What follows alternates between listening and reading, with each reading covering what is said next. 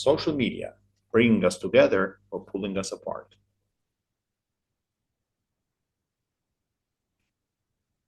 Isn't it good fun to use social media, sharing your stories, getting comments about what you have made public, getting to know new people, staying connected with people you really care for, and even reestablishing relationships with people you formerly lost touch with, etc.? On the surface, it sounds great. Taking all the above said into consideration, we can say that social media is something that adds value to our lives. However, the promise isn't turning into reality. In fact, most of what is expected from it is nothing but illusion. First of all, being too much in the know makes us oblivious.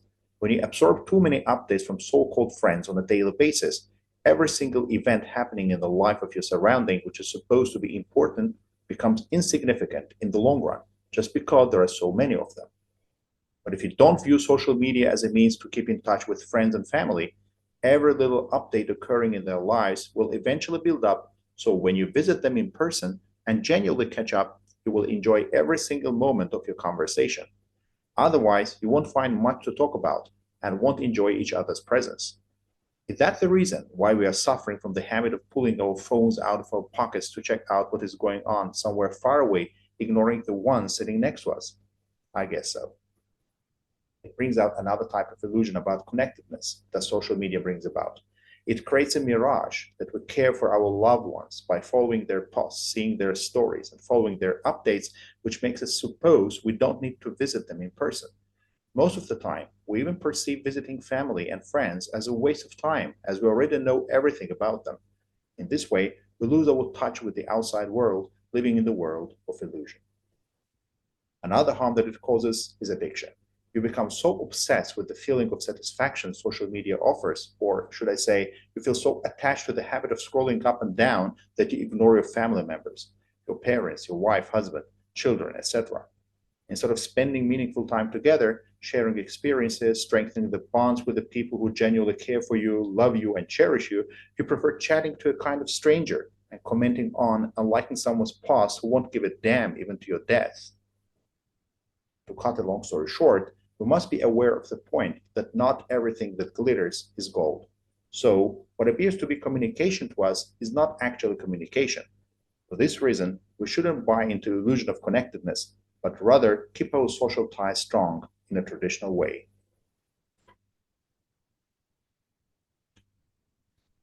Welcome all viewers to the vocabulary section, and here we're going to go through the vocabulary, that is the words and phrases that are used in this article, and to explain their meanings and to see their examples in sentences. So the first phrase that we noticed in our article is pull something or someone apart. Pull something or someone apart. So what it means is to make the relationships between people in a group bad or difficult. To make the relationship between people in a group bad or difficult. For example, his drinking problem pulled the family apart.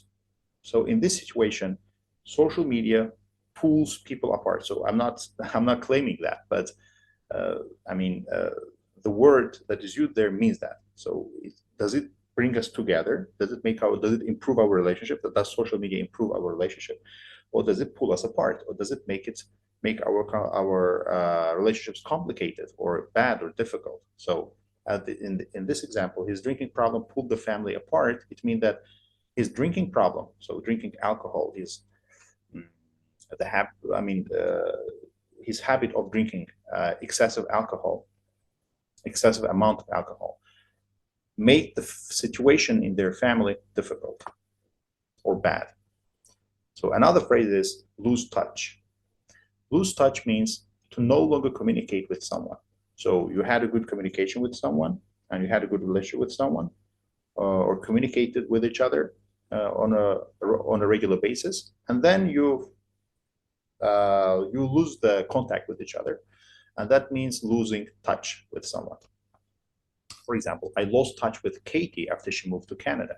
So they lived in close proximity, and they lived close to each other, and they communicated uh, quite frequently. And then Katie moved to Canada, which is far away. So they lost touch and they lost contact with each other. Okay, and the next phrase that we have here is turn a promise into reality. Turn a promise into reality. What does it mean?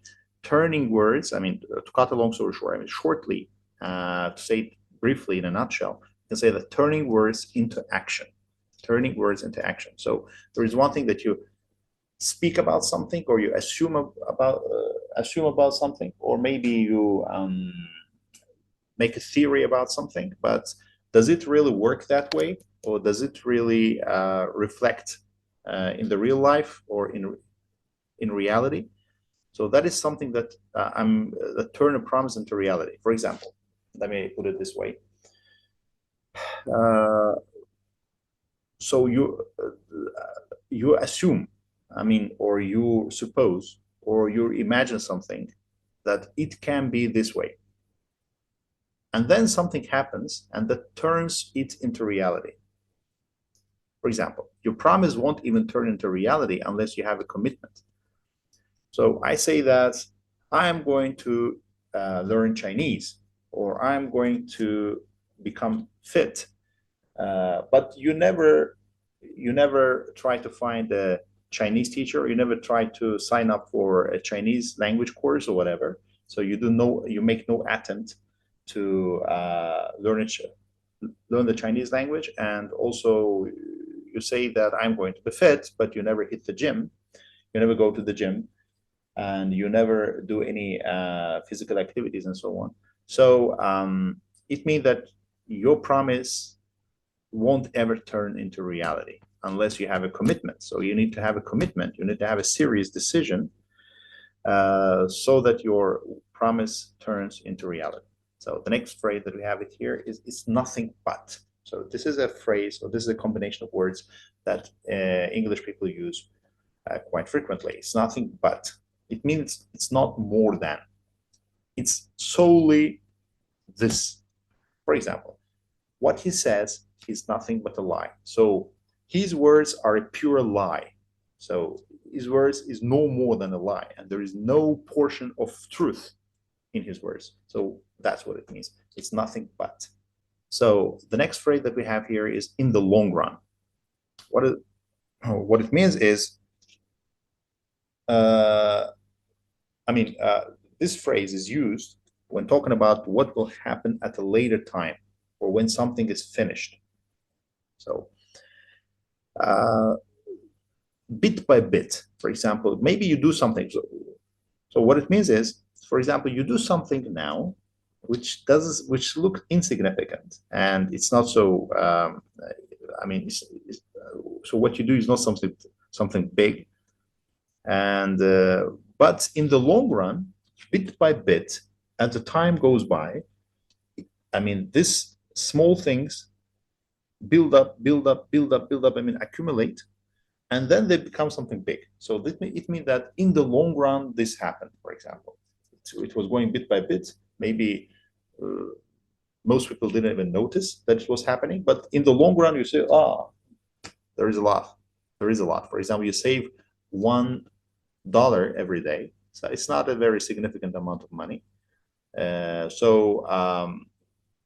That's why people don't notice it.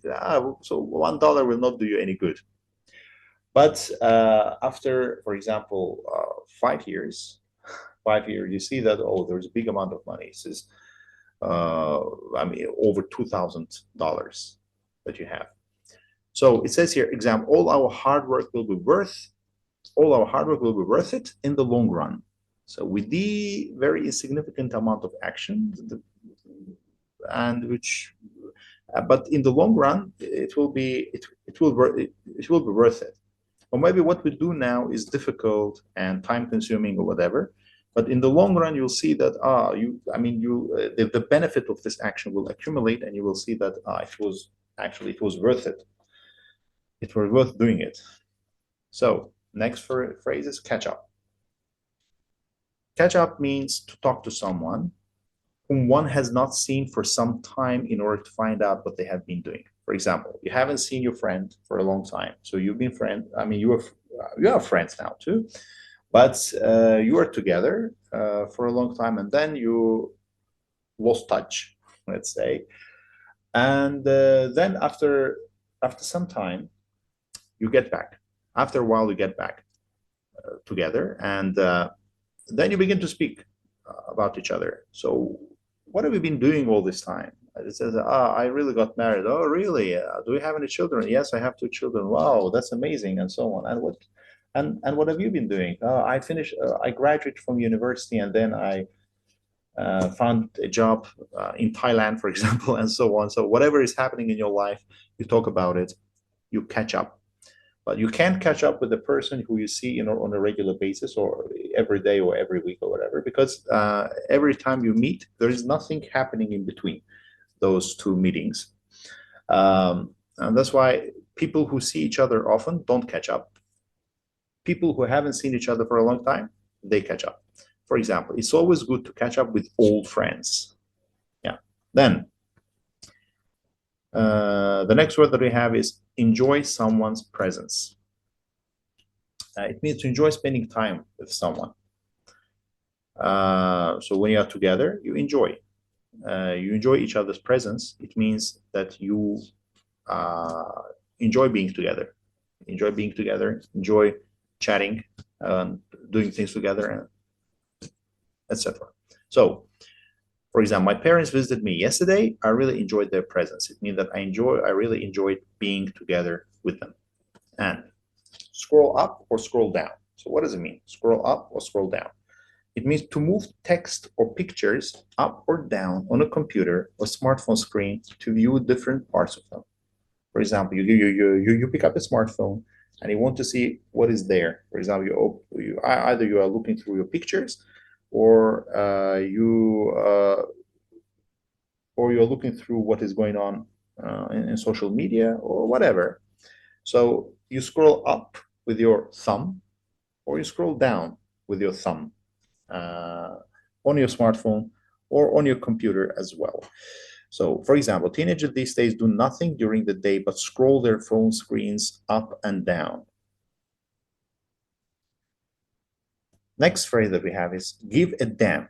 Or in other words, they also say give a shit. Give a shit to someone, or give a shit to something. Give a damn to someone or something, or give a shit to someone or something. So what does it mean? It means, but you should be very careful with how you use give a shit. It might sound offensive in some situations and settings and circumstances. So, but it's safer to say give a damn rather than give a shit, because the word shit is profanity, and it is considered to be bad language.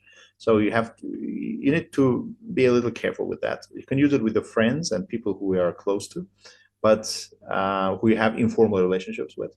But in the setting where you don't know people very well, try not to do that. So not care, so it means not care for, or not care for someone, or not care about something. For example, the rich don't give a damn to what the poor go through. The rich don't give a shit to what the poor go through. So this means that they don't care what they suffer from, what hardships they have to go through, and so on.